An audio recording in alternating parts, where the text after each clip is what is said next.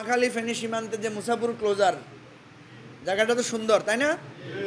কিন্তু সেই সৌন্দর্য জায়গাটা এখন আমাদের জন্য কি হয়ে গেছে?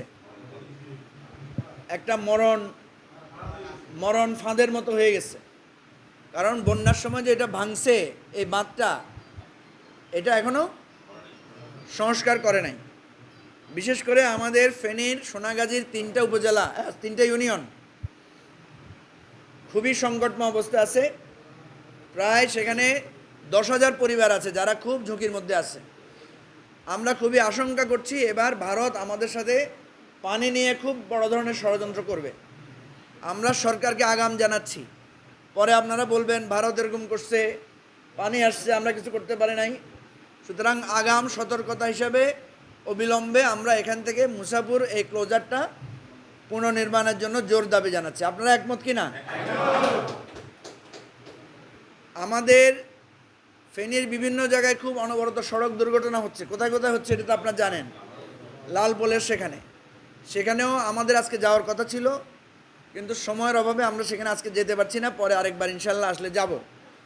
আমাদের দাবি হচ্ছে এই দুর্ঘটনাপ্রবণ এলাকায় একটা বিশেষ ব্যবস্থা নেওয়ার জন্য। আর যে দাবিটা আমাদের পার্মানেন্ট আছে, এখানে একটা মেডিকেল কলেজ, এখানে একটা আপনার বিশ্ববিদ্যালয় এবং একটা সামরিক ঘাঁটি, ছোটোখাটো হইলেও একটা সামরিক ঘাঁটি এখানে তৈরি করা দরকার বাংলাদেশের নিরাপত্তার স্বার্থে।